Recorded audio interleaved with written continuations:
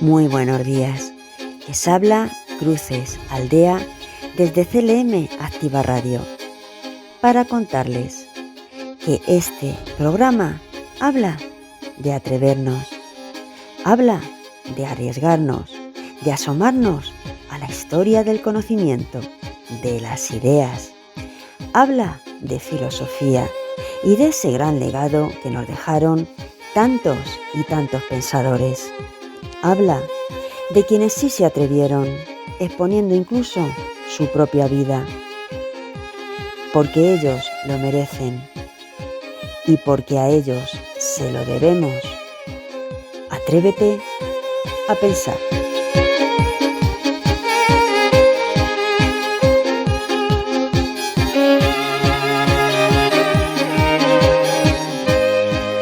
En el programa de hoy continuamos la historia de Pitágoras, dónde viajó, quiénes fueron sus maestros, cómo comprender en nuestros días a qué se refería con su teoría, cuál fue la raíz, cuál fue el origen de las hoy tan valoradas matemáticas, cómo asimilaron ellos, los primeros pitagóricos, lo aritmético y lo geométrico.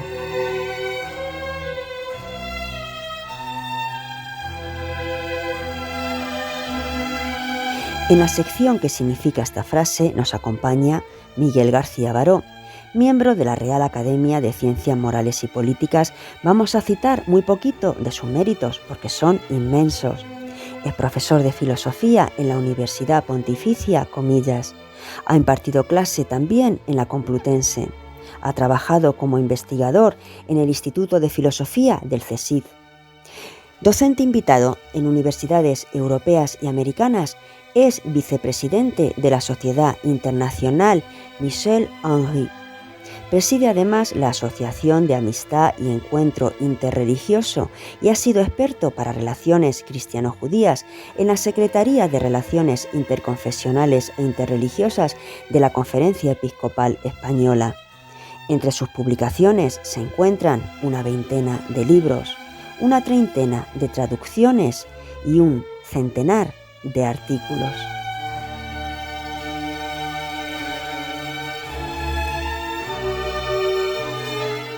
Y ya, sin demorar ni un minuto más, comenzamos.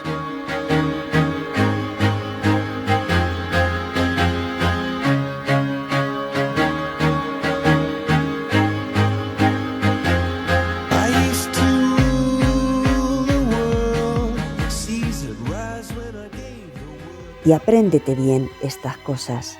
Domina tus costumbres. Lo primero, el vientre, el sueño, la lujuria y la cólera.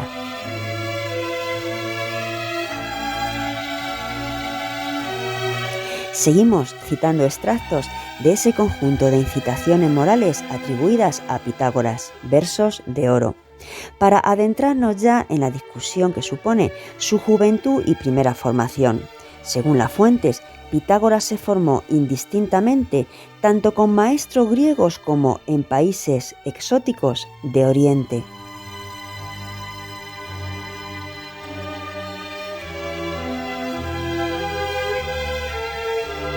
En este sentido, en Diógenes Laercio se lee lo siguiente: a su llegada a Lesbos fue recomendado por su tío a Ferécides de Siros, filósofo griego. Después de la muerte de este, se fue a Samos. Se hizo discípulo de Hermodamante, que ya era viejo, pero Pitágoras, hallándose joven y deseoso de saber, dejó su patria y se inició en todos los misterios, tanto bárbaros como griegos.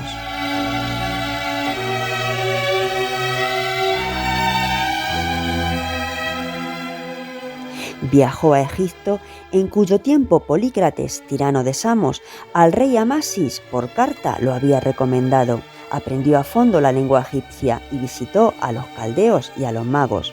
Pasó después a la isla de Creta, de nuevo Grecia, con Epiménides, filósofo griego y poeta.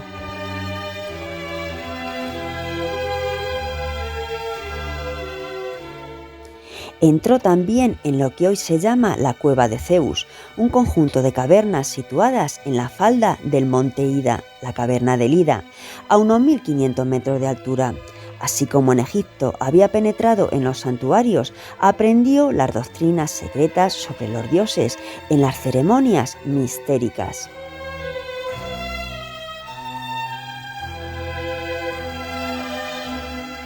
Regresó más tarde a Samos y, al encontrarse su patria bajo la tiranía de Polícrates, partió hacia Crotona, en Italia, pero no se nos olvide añadir algunos apuntes. Que Porfirio escribe, por ejemplo, Pitágoras no solo asistió a las clases de Ferécides y Hermodamante, sino que también fue discípulo del filósofo de la naturaleza Anaximandro. Y añadimos igualmente aquí los comentarios que Jámblico nos dice al respecto y que en otros programas ampliaremos, que además de ser discípulo de Anaximandro, el filósofo de la naturaleza, lo fue de su maestro, es decir, de Tales de Mileto.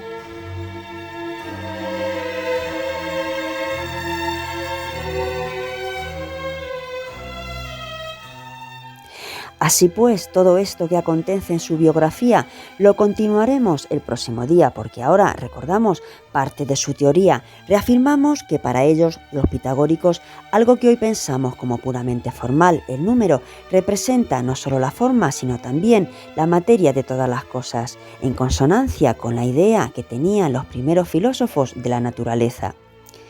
Y es que aquí, como muy bien apunta Ángel Capelletti, es indispensable tener presente que durante este primer momento el pensamiento filosófico no puede separar aún con plena claridad conceptual materia y forma, como tampoco es capaz de distinguir entre la sustancia material y la sustancia espiritual.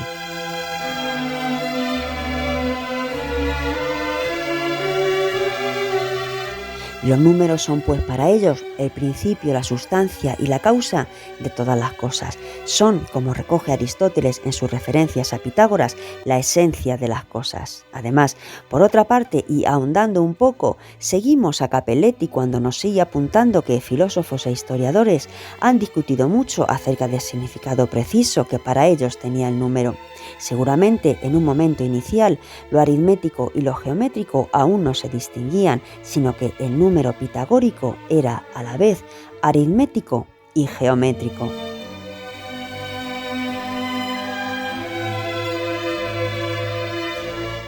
También González Urbaneja maneja este supuesto porque los primeros pitagóricos, nos dice, no distinguían realmente los números de los puntos geométricos, entendidos naturalmente como puntos extensos.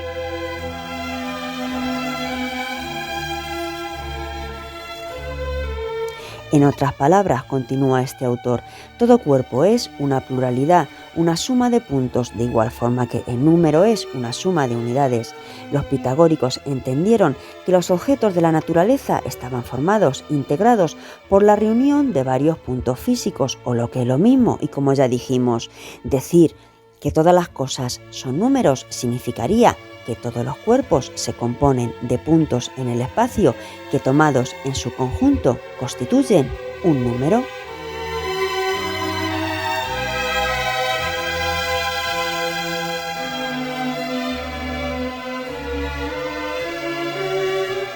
Por tanto, y a través de esta concepción en la que cohabitan lo aritmético y lo geométrico, empiezan a generarse las figuras, partiendo del mínimo número de puntos. En otras palabras, el punto equivale al 1, la línea equivale al 2, el triángulo o plano equivale al 3 y el sólido o tetraedro es el 4. Bien, pues todo esto fue obra de aquellos primeros pensadores griegos, los pitagóricos, y por todo ello, González Urbaneja apunta que se le dio a la aritmética una forma geométrica.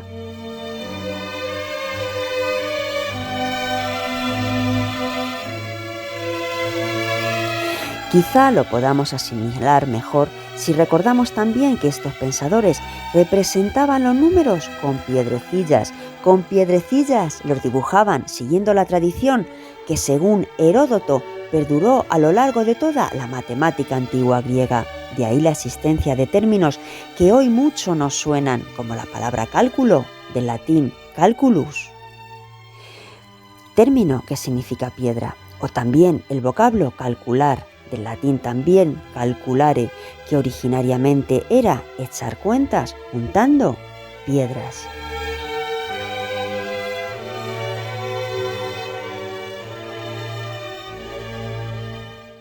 Todo lo anterior nos lo apunta Joaquín Patón, incluso el uso comúnmente conocido hoy por todos del mismo término, pero en otro contexto, cálculo, para designar que a veces en el riñón se nos acumulan piedras.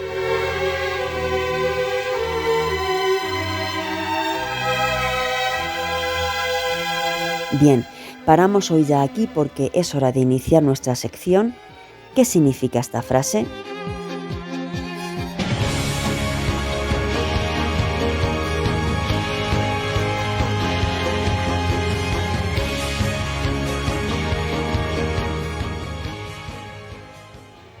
Desde el momento en que el otro me mira, yo soy responsable de él. Su responsabilidad me incumbe.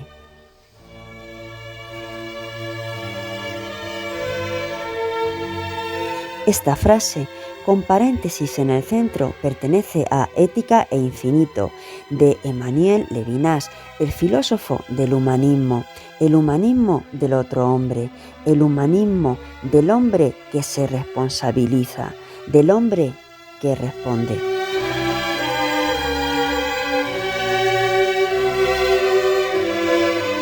Porque Levinas critica a la filosofía griega y propone una ética como filosofía primera.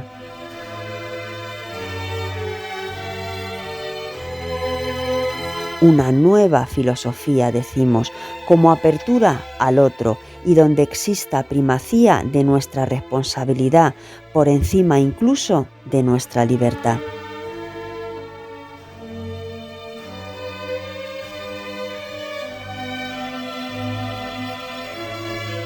Por ello, por la responsabilidad, el otro constituye a mi yo, esto es trascendencia, esto es metafísica, que la salida de sí sea el acercamiento al prójimo, que la trascendencia sea proximidad, que la proximidad sea responsabilidad por el otro, sustitución por el otro, expiación por el otro.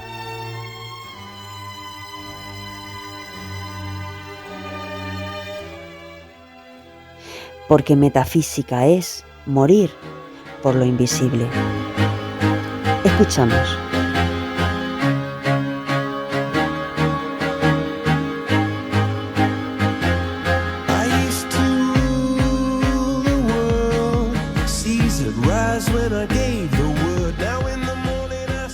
Emmanuel Levinas, metafísica es morir por lo invisible.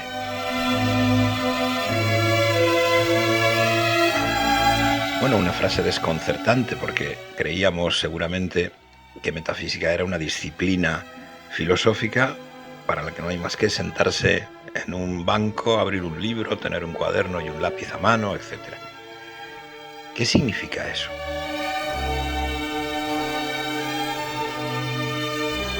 Yo creo que hay que diferenciar la filosofía auténtica de las filosofías antifilosóficas, si me permitís esa frase, sobre todo porque la filosofía auténtica ha hecho una distinción en Sócrates y repetida después en todos los grandes clásicos, según la cual el mal no consiste en sufrir, el mal consiste en hacer el mal.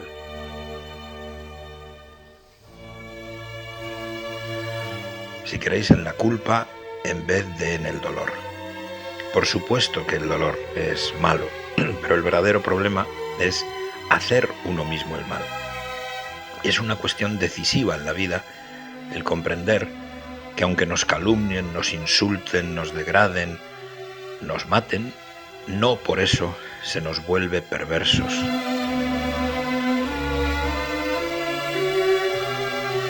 Y que en cierto sentido ha de ser verdad esa proposición que está en el centro de la filosofía socrática y luego en el centro de la platónica, de la estoica, a la que yo no soy tan aficionado, pero a la que reconozco valores muy importantes, por supuesto de la kantiana y también de la filosofía judía contemporánea por lo menos en la dirección Hermann Cohen, Franz Rosenzweig, Emmanuel Levinas, según la cual hay que insistir en que nada nos puede volver malos más que nosotros mismos, nada nos puede volver buenos más que nosotros mismos.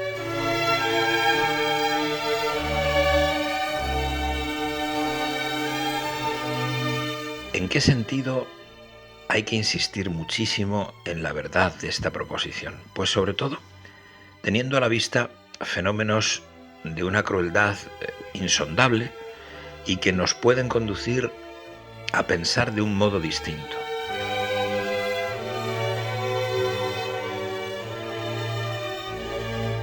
Por ejemplo, el hecho de que quien ha sufrido abusos de poder, de autoridad, de conciencia sexuales, hasta un cierto grado, ya pueda ser en la fábrica, en el campo, en la escuela, en alguna institución religiosa o directamente en la familia, pues sentirá no solo su inocencia quebrada, sino precisamente se sentirá culpable de alguna manera de lo que ha ocurrido.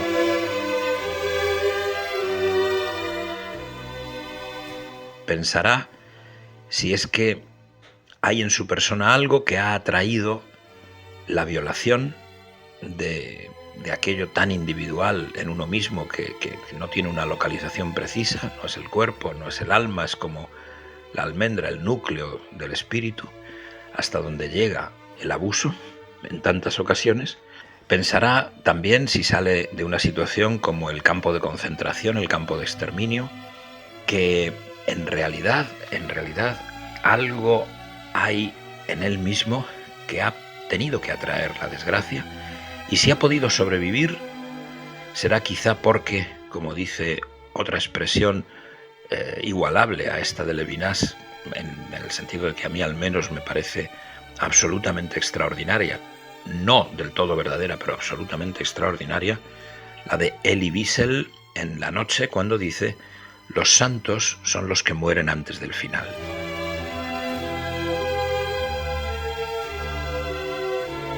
Quien llega hasta el fondo del suplicio, de la tortura, entonces ya se siente de alguna manera manchado, como si él fuera cómplice del torturador, del victimario, del abusador.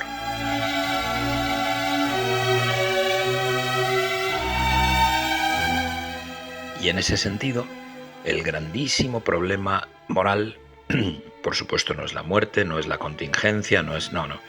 El grandísimo problema moral ni siquiera es el sufrimiento de los inocentes, sino que ese sufrimiento consista, al menos en una parte fundamental, en sentirse ellos mismos de alguna manera culpables, cuando son totalmente inocentes. Casi habría que decir, cuanto más inocente se es y más se sufre, menos inocente piensa uno ser.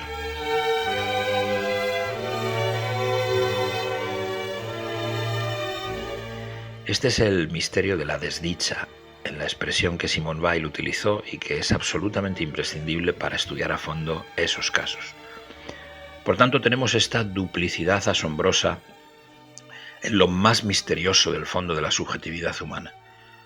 Por una parte, hay que defender, porque es evidentemente verdad, que me hagan lo que me hagan, no por eso me pervierten.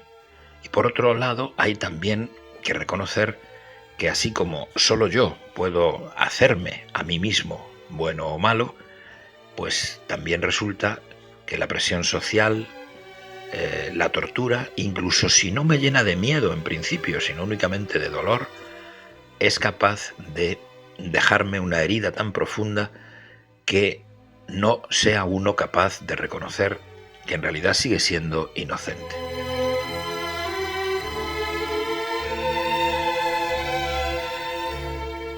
A una víctima no se la puede empezar tratando con las palabras: tú eres inocente, no puedes hacerte cargo de tanto dolor.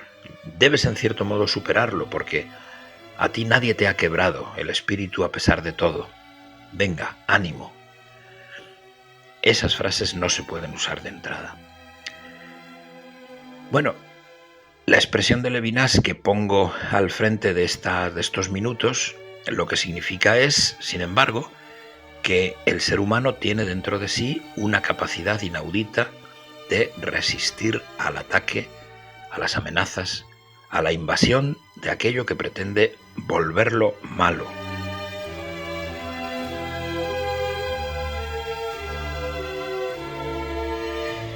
Y que en ese sentido, si uno cede, si uno se traiciona a sí mismo, entonces no habrá duda de que cometerá actos que quebrarán, segunda página de Totalidad e Infinito, el primer gran libro de Levinas, actos que quebrarán la posibilidad futura de todo otro acto.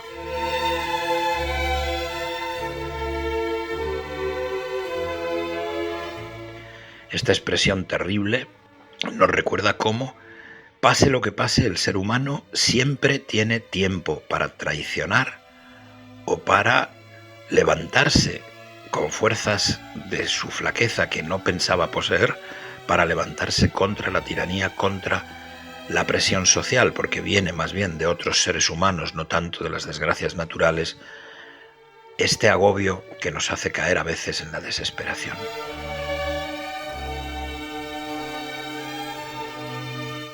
Y hay entonces el fondo de la subjetividad en el sentido de yo puedo resistirlo todo, si debo, puedo.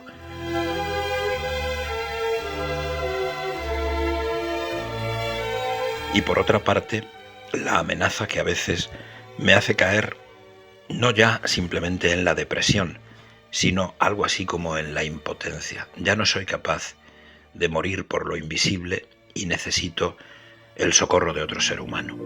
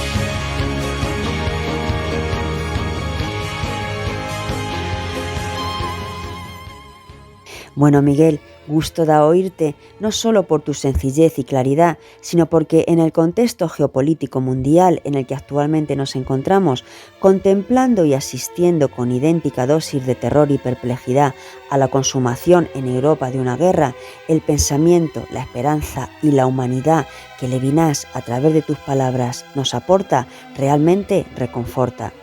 Muchísimas gracias por tu desprendimiento y por tu espontaneidad en esta colaboración y recibe desde aquí un agradecimiento y un abrazo inmensos. Y nosotros continuamos. Cuestionario, 10 preguntas, 4 Pitágoras, 6 Levinas. Primera, resume las influencias filosóficas de Pitágoras. Segunda, recordamos, ¿qué significa que todas las cosas son números?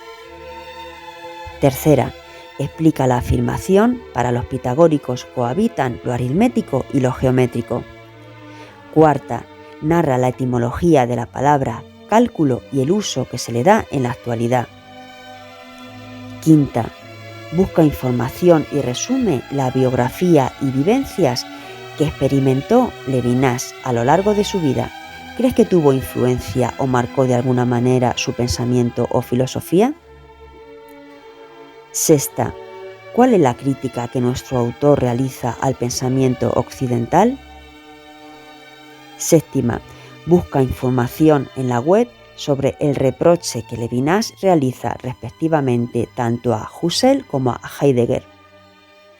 Octava, ¿qué papel juega la figura de el otro en su obra y pensamiento? Novena, ¿qué diferencia a la filosofía auténtica con raíces en Sócrates, Platón, estoicos, Kant o en la filosofía judía contemporánea dirección Levinas respecto a cómo conciben o delimitan el mal? Expon tu opinión al respecto. Décima, resume el mensaje que nos traslada la frase metafísica es morir por lo invisible y adáptalo al contexto bélico geopolítico actual.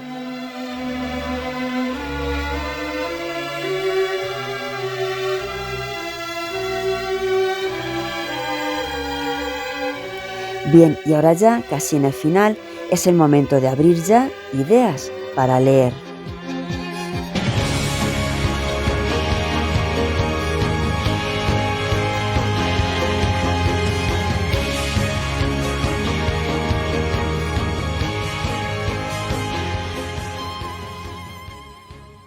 Y se nos ocurre esta vez narrar que se está preparando la edición de una nueva traducción del Tratado sobre los Nombres Divinos de Pseudo Dionisio Areopagita, cuyo autor, Ángel Vicente Valiente Sánchez Valdepeñas, tiene el mérito de sacar a la luz uno de los pocos libros que en la actualidad versan sobre este autor, porque, al menos aquí en España, desde 2013, nada se ha publicado al respecto. Y se nos ocurrirán en un futuro, en los próximos programas, todas las novedades que relacionadas con el mundo de la filosofía nos queráis comunicar, porque en esta sección las vamos a contar.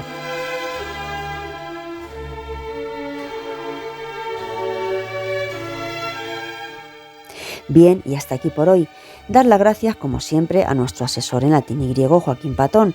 También contarles que las afirmaciones que se expresan en cada uno de estos espacios son responsabilidad exclusiva del autor que las emite, pudiendo coincidir o no con la organización de este programa. Recuerden que en esta temporada pueden escucharnos miércoles alternos a eso de las 12 y 21 horas, domingos a las 13 horas. Próximo espacio, miércoles 20 de abril. También, si lo desean, estamos en YouTube, canal Atrévete a Pensar Profes, junto al resto de espacios emitidos la pasada temporada. Igualmente disponibles todos los programas en la web de CLM Activa Radio y en las siguientes apps: Spotify, iVoox, iTunes y Google Podcast. Se despide de todos ustedes, Cruces, Aldea. Que sean felices.